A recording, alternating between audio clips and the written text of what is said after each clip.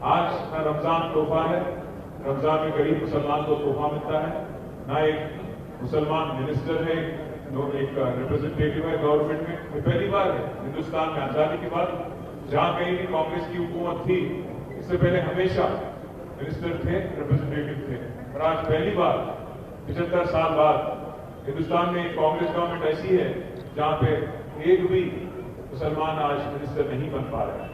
मैं उम्मीद करता हूं कि आज दिल्ली में जो लीडरशिप है कांग्रेस पार्टी की, वो कुछ ना कुछ करेगी। मैं सुन रहा हूं कि 4-5 दिन में फिर एक बार कैबिनेट एक्सपेंशन हो सकता है। अभी असेंबली में विवाद चल रही है।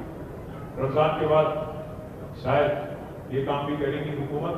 और मैं उम्मीद करता हूं कि जो वादा किया गया माइनॉरिटी डिक्लेरेशन 4-5 हजार करोड़ बजट की, और बाकी जितने भी वादे किए गए 101 तोला सोना देने की, और बाकी जितने भी वादे किए गए माइनॉरिटी कॉर्पोरेशन के वास्ते भी काफी सारे वादे किए गए थे, इन सबका पूरी तरह एच न्यूज के यूट्यूब चैनल को सब्सक्राइब करें और बेल आइकन को दबाना ना भूलें ताकि आपको हर नई आने वाली वीडियो का नोटिफिकेशन बर वक्त मिल सके।